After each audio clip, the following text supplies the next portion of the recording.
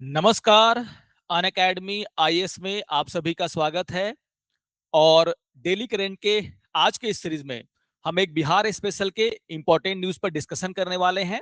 जैसा कि आप सभी जानते हैं कि बिहार में जो है 7वां खेलो इंडिया यूथ गेम की शुरुआत हो चुकी है। और इसको लेकर के जो भी इंपॉर्टेंट फैक्ट्स हैं उस पर हम लोग आज यहाँ पर डिस्कशन करेंगे। तो हालांकि ये न्यूज यूपीएससी के लिए भी इंपॉर्टेंट है, क्योंकि खेलो इंडिया यूथ गेम अगर हम देखें तो जो सरकारी योजनाओं के बारे में हम पढ़ते हैं उसके लिए भी इंपॉर्टेंट है। और बीपीएससी की जो तैयारी कर रहे हैं उनके लिए भी एक जो न्यूज है वो काफी इंपॉर्टेंट है, क्योंकि प्री में या फिर प्री में जो आप देखोगे इससे काफी सारे क्वेश्चन पूछे जा सकते हैं। तो बिहार में एक बहुत ही इंपॉर्टेंट इवेंट हो रहा है जिसके बारे में हमें यहाँ पर डिस्कशन करना है। तो आइए शुरू करते हैं आज के इस सत्र को और डिस्कस करते हैं जो खेलो इंडिया यूथ गेम का 7वां एडिशन बिहार में हेल्ड किया जा रहा है, बिहार में हो रहा है, उसको लेकर के कुछ इंपॉर्टेंट डिस्कशन। ठीक है ना। और आप देख सकते हो यहाँ पर जो इसका थीम है वो भी आपको देखने को मिल रहा है, बिहार के रंग, खेल के रंग बिहार के संग। तो इसी पर हम लोग आज पूरा डिटेल डिस्कशन करने वाले हैं। आप सभी को पता होगा कि 4 मई को ही जो प्राइम मिनिस्टर हैं उन्होंने क्या किया, डिजिटली इन खेलों का शुभारंभ किया है। और यहाँ पर इन खेलों से जुड़े हुए 5 ऐसे शहर हैं बिहार के जहां पर इन खेलों का आयोजन किया जाएगा। वो कौन कौन है इस पर भी हम लोग यहाँ पर डिस्कशन करेंगे। आगे डिस्कशन करने से पहले कुछ इंपॉर्टेंट जानकारियां हैं जिसको आपको ध्यान में रखना है। अगर आप यूपीएससी की तैयारी करते हैं, अगर आप बीपीएससी की तैयारी कर रहे हैं, तो आपके लिए एक सुनहरा अवसर है। अगर आप अन अकेडमी के साथ जुड़ करके अपने एग्जाम की तैयारी करना चाहते हैं तो 20 मई से हमारे द्वारा जो है नए बैच की शुरुआत हो रही है, हिंदी और इंग्लिश दोनों में। तो आपको ध्यान में रखना है कि अगर आप यूपीएससी और बीपीएससी के बैच को ज्वाइन करना चाहते हैं तो जो 20 मई से बैच शुरू हो रहा है उसको ज्वाइन कर सकते हैं। और यहाँ पर एक अच्छी खबर यह है कि जो भी फी है उसमें आपको 35% का यहाँ पर ऑफ मिलेगा। तो ये सारी बातें जो हैं आपको ध्यान रखना है। तो हमारा जो पटना सेंटर है वहां पर 20 मई से यूपीएससी और बीपीएससी का नया बैच शुरू किया जा रहा है। ठीक है।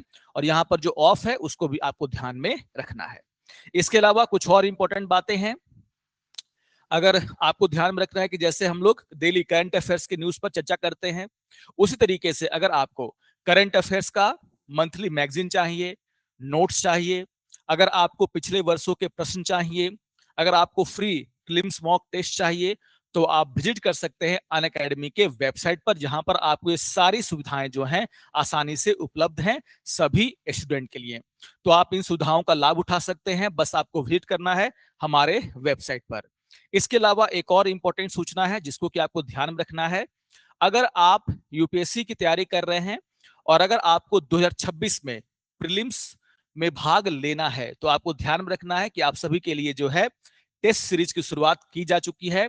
तो जो प्रीलिम्स टेस्ट सीरीज है 2026 के लिए आपको क्या करना है, इसको ज्वाइन कर सकते हैं। और इसकी शुरुआत भी जो है 20 मई से शुरू की जा रही है। और ये टेस्ट जो है हिंदी और इंग्लिश दोनों के लिए उपलब्ध है।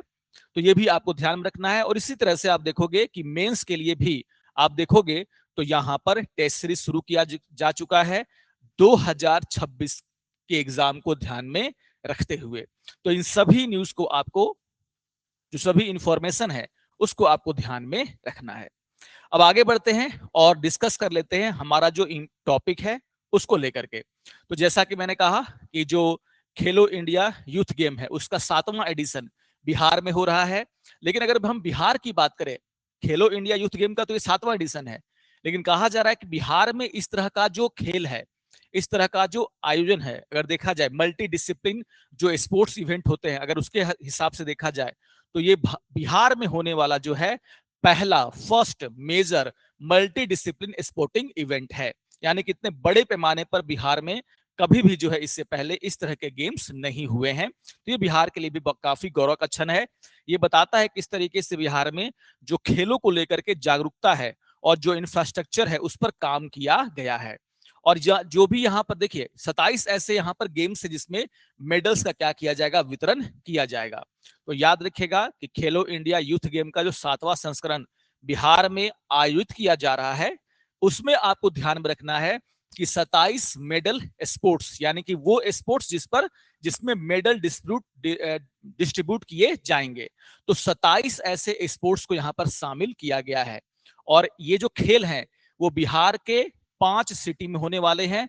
उन सिटी का नाम आपको याद रखना है एग्जाम पॉइंट ऑफ व्यू से, और वो है पटना, राजगीर, भागलपुर, गया और बेगूसराय। तो ये 5 सिटी ऐसे हैं जहां पर क्या होने वाला है, खेलो इंडिया यूथ गेम के गेम्स जो है आयोजित होने वाले हैं।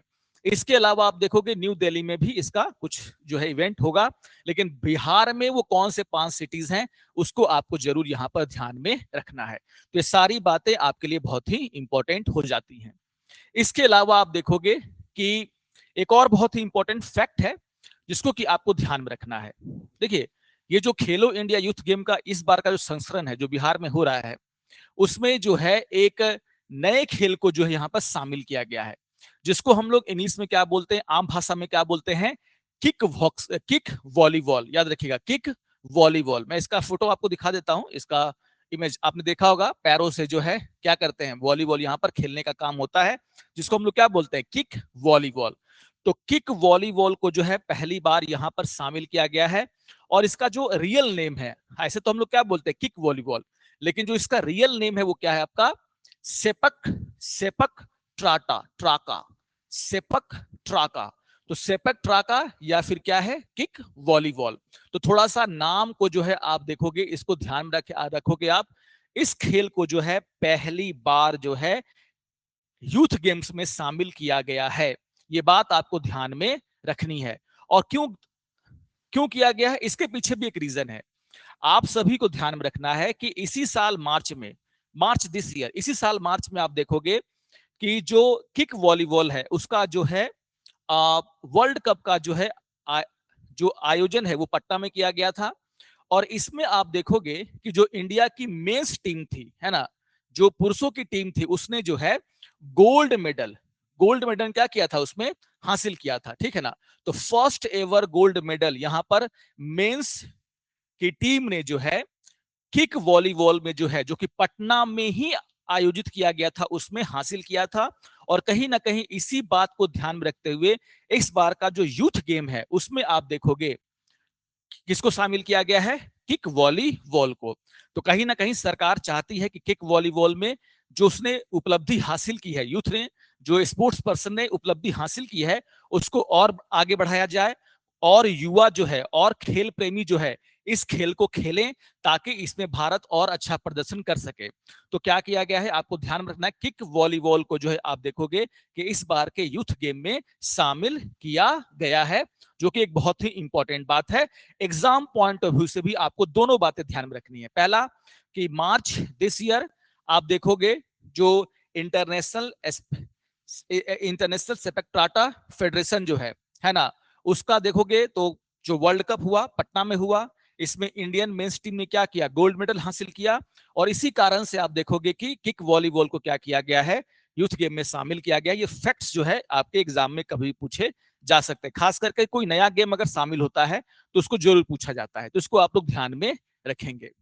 अब हम लोग बार बार जो है खेलो इंडिया यूथ गेम के बारे में बात कर रहे हैं, तो जो खेलो इंडिया यूथ गेम है उसके बारे में भी आपको थोड़ी बहुत जानकारी यहां पर होनी चाहिए। इसका मकसद क्या था, क्यों इसको शुरू किया गया था, और इसका जो आयोजन है वो हर साल क्यों किया जाता है, इसके बारे में आपको जानकारी होनी चाहिए। तो याद रखिएगा कि जो खेलो इंडिया यूथ गेम है ना, वो एक जो भारत सरकार का महत्वाकांक्षी योजना है, जिसको हम लोग बोलते हैं खेलो इंडिया प्रोग्राम। क्या बोलते हैं, खेलो इंडिया प्रोग्राम। खेलो इंडिया प्रोग्राम क्या है कि भारत में जो है खेल कूद को लेकर के जो लोगों के मन में जो भी आशंकाएं रहती हैं कि क्या इसमें कैरियर बना पाएंगे कि नहीं बना पाएंगे, या फिर आप देखोगे इस आशंका को दूर करना, खेलों के प्रति जो जागरूकता है कहीं ना कहीं उसको बढ़ावा देने के लिए सरकार ने क्या शुरू किया है, खेलो इंडिया प्रोग्राम। 2017 में आप देखोगे इसको लॉन्च किया गया था, और इसी के पार्ट के रूप में जो है शुरू किया गया खेलो इंडिया यूथ गेम। तो खेलो इंडिया यूथ गेम जो है कहीं ना कहीं जो खेल है उसको यूथ के नजरों में, मतलब कि जो हमारे नए नए यूथ हैं उनके नजरों में आगे बढ़ाने के लिए, इसमें भी कैरियर हो सकता है, इसमें भी आपका कैरियर हो सकता है, और इसको बढ़ावा देने के लिए आप देखोगे इसको शुरू किया गया। तो अगर आप देखोगे तो इसकी शुरुआत कब हुई थी वो भी आपको ध्यान में रखना है, और जो ऑब्जेक्टिव है वो भी आपको ध्यान में रखना है। ऑब्जेक्टिव क्या था? खेलो इंडिया जो प्रोग्राम है उसका ऑब्जेक्टिव, या फिर हम बोलेंगे खेलो इंडिया यूथ गेम का ऑब्जेक्टिव क्या है? तो क्या है? दो ऑब्जेक्टिव है। पहला क्या बोला जा रहा है? Mass participation. जैसे मैंने कहा कि खेलों के प्रति जो लोगों की रुचि है, जागरूकता है, उसको क्या करना? बढ़ावा देना। तो स्कूल लेवल पर, है ना, और कॉलेज लेवल पर क्या किया जाएगा? इसको बढ़ावा दिया जाएगा। तो आप देखोगे कि मास पार्टिसिपेशन इन स्पोर्ट्स, उसको क्या करना? बढ़ावा देना। यानी कि खेलों में व्यापक भागीदारी को क्या करना? बढ़ावा देना। और दूसरा है आपका promotion of excellence in sports. तो ऑब्वियसली अगर ज्यादा से ज्यादा लोग जब स्पोर्ट्स खेलेंगे तो उसमें एक्सलेंस यानी कि उसमें अच्छा हम क्या करेंगे? प्रदर्शन भी करेंगे। तो क्या करना? मास पार्टिसिपेशन यानी कि खेलों के प्रति, जो खेलों में जो भागीदारी है उसको बढ़ावा देना, और साथ ही साथ उत्कृष्टता, खेलों में जो है उत्कृष्टता यानी कि क्या कहते हैं हम लोग? एक्सलेंस, उसको क्या करना? बढ़ाना। तो ये ट्विन जो है क्या है? ऑब्जेक्टिव है किसके? खेलो इंडिया प्रोग्राम के, जिसका हिस्सा है खेलो इंडिया यूथ गेम। तो ये बहुत ही इंपॉर्टेंट बात है जिसको आपको ध्यान में रखना है। इसके अलावा आप देखोगे कि कुछ और बातें हैं जो कि एग्जाम पॉइंट ऑफ व्यू से आपको ध्यान में रखना है, खास करके बीपीएससी की जो तैयारी कर रहे हैं उनके लिए, या फिर जो हमारा अन्य एग्जाम है उसमें भी ये काम आ जाएगा। सबसे पहले आपको ध्यान में रखना है कि जो बिहार में होने वाला ये जो हो रहा है गेम्स, उसका मस्कट क्या है ना? तो यहां पर आपको ध्यान में रखना है कि खेलो इंडिया यूथ गेम 2025 जो कि बिहार में आयोजित किया जा रहा है, उसका जो आप देखोगे शुभांकर बोलते हैं या फिर जो मस्कट बोलते हैं वो कौन है? गजसिम्हा, है ना? याद रखिएगा कौन है? गजसिम्हा। इसका फोटो आप यहां पर देख सकते हैं, गजसिम्हा। यानी कि आप देख सकते हो कि नाम से ही समझ में आ रहा है कि हाथी और जो लायन है यानी कि शेर है, दोनों के बीच का क्या एक कॉम्बिनेशन, जिसको हम लोग क्या बोल रहे हैं? गजसिम्हा। तो याद रखिएगा कि ये जो गजसिम्हा है, कहीं ना कहीं आप देखोगे कि एक बहुत ही पावरफुल सिंबल है जो कि बिहार के कल्चर से भी जुड़ा हुआ है ना? तो इसको हम लोग समझेंगे कि आखिर इसको कहां से लिया गया, ये बहुत इंपॉर्टेंट है।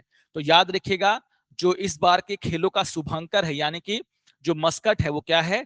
गजसिम्हा है, जो कि आपको ध्यान में रखना है। तो बिहार की जो संस्कृति है कहीं ना कहीं उसको ये दर्शाने का काम करता है। कहां से लिया गया है? ये काफी इंपॉर्टेंट है एग्जाम पॉइंट ऑफ व्यू से। तो इस तरह की जो आकृतियां हैं वो आपको कहां देखने को मिलती है? सभी को पता है जो पाल पीरियड था बिहार में, और पाल पीरियड के दौरान जो नालंदा और बोध गया, याद रखिएगा जो पाल काल था उसके दौरान नालंदा और बोध गया के जो प्राचीन मंदिर हैं, जो प्राचीन मंदिर हैं, वहां पर आप देखोगे कि इस तरह के शिलालेख या फिर इस तरह की जो आकृतियां हैं उनके दीवालों पर, उनके शिलाओं पर आपको देखने को मिलती हैं।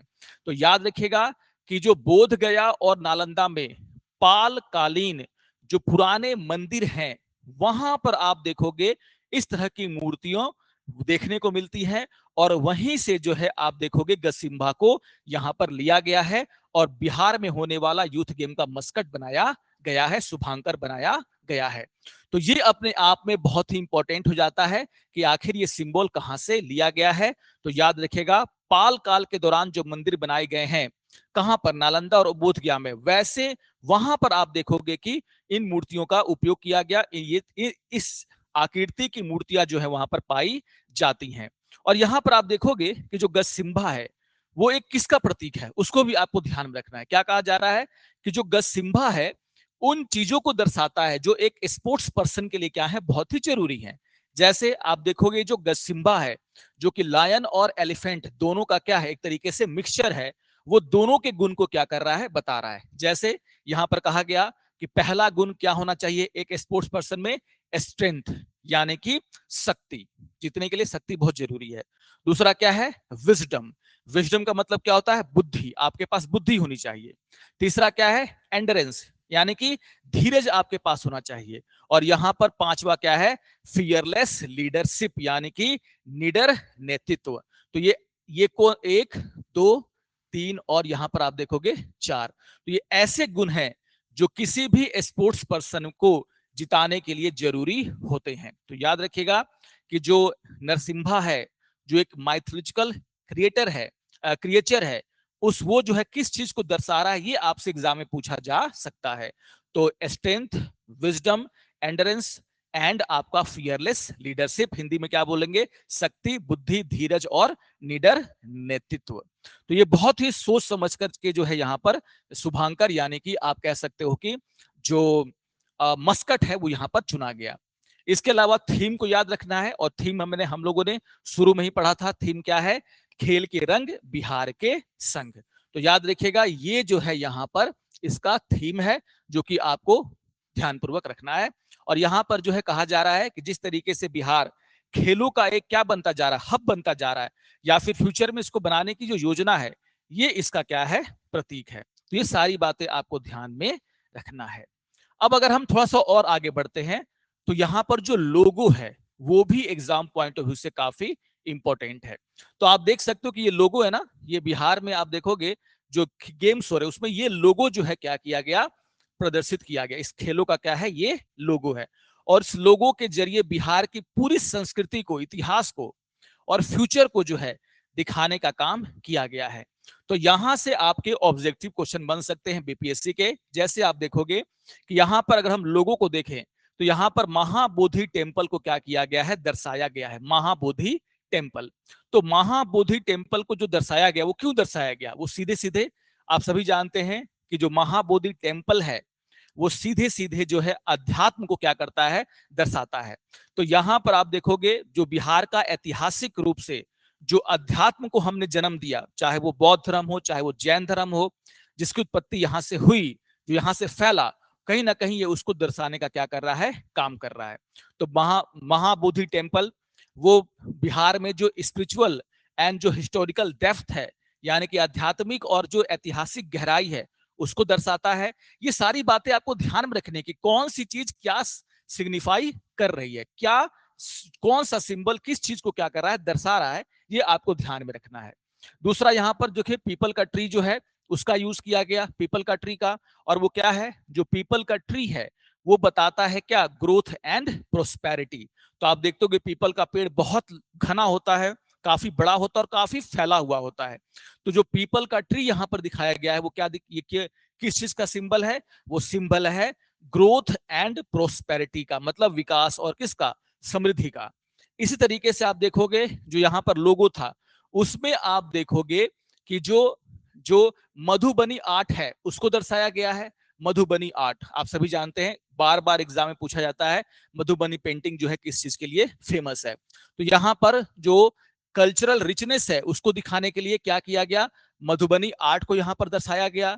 इसके अलावा जो वाल्मीकि टाइगर रिजर्व है ना, और जो गैंगेटिक डॉल्फिन है उसको यहाँ पर क्या किया गया, दर्शाया गया। तो याद रखिएगा जो इस बार के यूथ गेम में जो सिंबल है उसमें किसको दर्शाया गया है, तो वाल्मीकि टाइगर रिजर्व को, और इसके साथ जो गैग्नेटिक गंगा जो डॉल्फिन पाई जाती है और उनके लिए जो सेंचुरी बनाया गया है उसको भी यहाँ पर क्या किया गया है, दर्शाया गया है।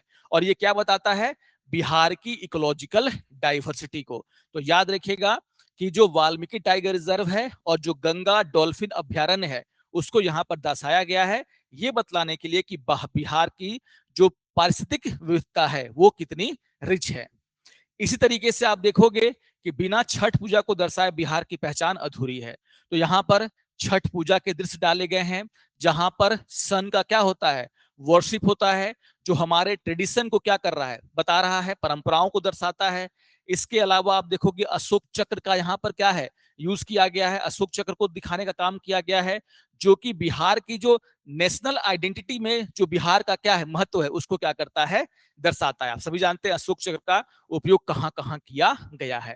तो ये सारे सिंबल में जो हमने यूज किया है बिहार के संस्कृति, कल्चर, आर्ट को दिखाने के लिए, वो आपको ध्यान में रखना है कि इस बार के लोगों में क्या क्या यहाँ पर हमने यूज किया है। इसके अलावा जो नया नालंदा यूनिवर्सिटी है उसको भी यहाँ पर दिखाने का प्रयास किया गया है, क्योंकि ये बताता है कि वैश्विक जो ज्ञान है, जो वैश्विक ग्लोबल एजुकेशन है, उसमें आप देखोगे किस तरीके से बिहार ने पहले भी क्या किया था, अपना रोल अदा किया था, और अब भी बिहार जो है फिर से तैयार है उस रोल को अदा करने के लिए। तो कंट्रीब्यूशन टू ग्लोबल एजुकेशन को बताने के लिए आप देखोगे यहाँ पर जो नया जो नालंदा यूनिवर्सिटी है उसका जो है यहाँ पर लोगों में उसका फोटो डाला गया है। इसके अलावा आप देखोगे हाउस स्पैरो जो कि यहाँ का स्टेट बर्ड है, उसको भी यहाँ पर क्या किया गया, दर्शाया गया है, ताकि ये पता चल सके कि किस तरीके से बिहार सरकार इनके कंजर्वेशन के लिए, इनको बचाने के लिए कार्य कर रही है। तो ये सारे चीजें जो है यहाँ पर दर्शाया गया है। इसके अलावा आप सभी जानते हैं लायन कैपिटल, जो कि आप सभी को पता है कि बिहार में जो मौर्यन पास्ट है, जो मौर्य काल था, और उसमें जो जिस तरीके से वो ताकतवर और जस्टिस की वहां पर बात होती थी, वो इसका क्या है, सिंबल है लायन कैपिटल, ठीक है ना। तो ये सारी बातों को आप लोग ध्यान में रखेंगे, जो कि कहीं ना कहीं बिहार की जो रिच कल्चर और हर क्षेत्र में जो उसने योगदान दिया है उसको बताने का काम कर रहा है। तो अपने कल्चर को जानना बहुत ही जरूरी है। यहां से क्वेश्चन ही बन सकते हैं, ये आपको ध्यान में रखना है। तो आशा करता हूं कि आप सभी को ये पूरा का पूरा जो हमारा सेशन है वो पसंद आया होगा। बीपीएससी के लिए तो मैंने डिटेल में सारी चीजें बता दी हैं, ताकि हर वो चीज जिससे क्वेश्चन बन सकता है वो आपको पता रहे। बाकी यूपीएससी के लिए भी, प्री के लिए जो है, आप लोग एक बार इसके जो इंपॉर्टेंट चीजें हैं उसको एक बार रिवाइज कर लेंगे। तो आशा करता हूं कि आप सभी को आज का ये सेशन अच्छा लगा होगा। अगर आपको ये आज का सेशन अच्छा लगे तो आप जरूर सेशन को लाइक करेंगे, अपने कमेंट हमें देंगे। तो मिलते हैं नेक्स्ट सेशन में कुछ और इंपॉर्टेंट टॉपिक पर डिस्कशन के साथ। तब तक के लिए नमस्कार और धन्यवाद।